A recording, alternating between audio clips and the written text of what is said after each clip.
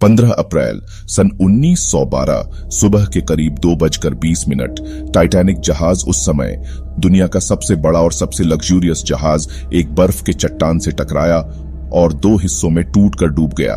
बात 14 अप्रैल 1912 की उस रात की है जब टाइटैनिक को बहुत से सिग्नल्स मिले थे दूसरे जहाजों से जो आगे समुंदर में बर्फीले चट्टानों के बारे में संदेश दे रहे थे। लेकिन अपनी फुल स्पीड से चलते हुए टाइटैनिक ने इन सभी सिग्नल्स को थोड़े हल्के में ले लिया।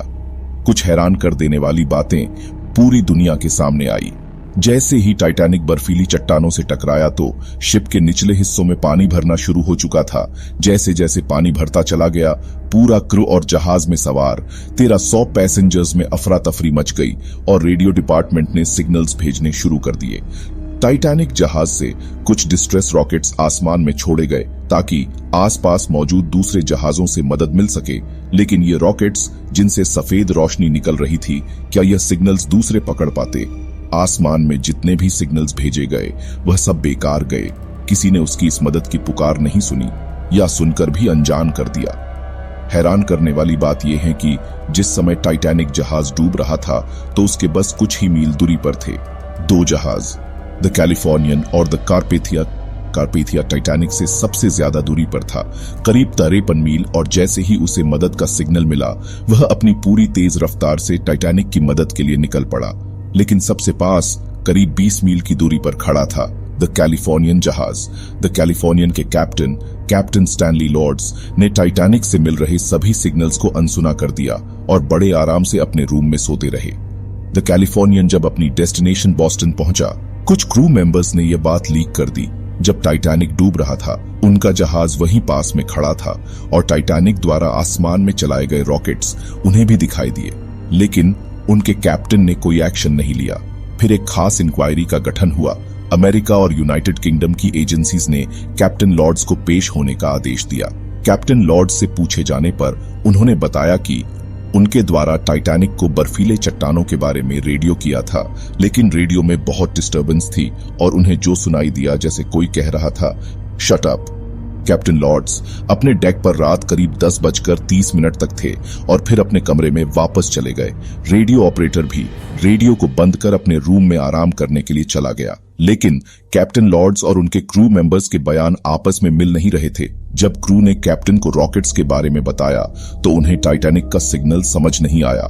जितने भी रॉकेट्स टाइटैनिक ने चलाए थे तो उन्हें लगा सफेद रोशनी वाला रॉकेट्स शायद कंपनी रॉकेट्स हैं और उन्हें यह भी पता नहीं चल पाया कि क्या यह रॉकेट्स टाइटैनिक से ही आ रहे थे, क्योंकि कैप्टन लॉर्ड्स आगे अपने बयान में एक और शिप के बारे में बताते हैं।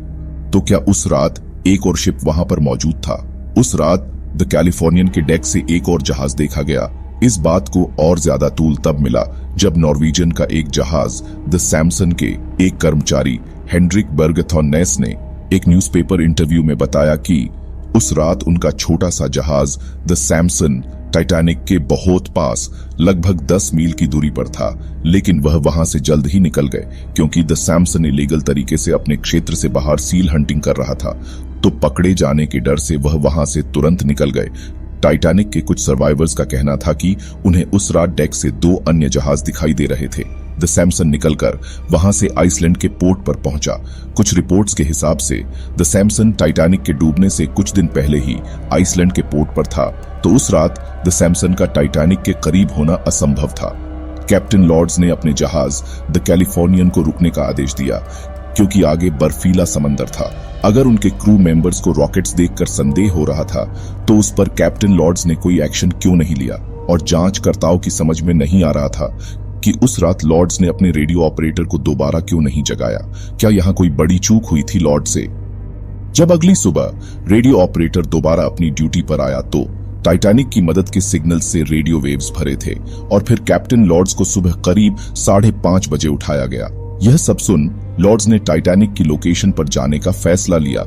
उनका यह फैसला भी शक के घेरे में आ गया क्योंकि टाइटैनिक तक पहुंचने के लिए उन्होंने एक टेढ़ा रास्ता लिया जबकि सीधे रास्ते पहुंचा जा सकता था। लॉर्ड्स ने सफाई में कहा उन्होंने ऐसा बर्फीले चट्टानों से बचने के लिए किया। जब तक वह वहां पहुंचे तो द कार्पाथिया वहां पहुंचकर सर्वाइवर्स को लाइफ बोट से अपने जहाज में बैठा चुका था। क्या होता अगर कैप्टन लॉर्ड्स वहां पहुंच जाते? क्या और लोगों को भी बचाया जा सकता था? क्या सच में कैप्टन लॉर्ड्स को अंदेशा नहीं था कि टाइटैनिक जैसा जहाज भी डूब सकता है, क्योंकि टाइटैनिक को अनसिंकेबल कहा गया था, या फिर उन्हें बस बेवजह फंसाया जा रहा था? क्या वहां कोई तीसरा जहाज भी था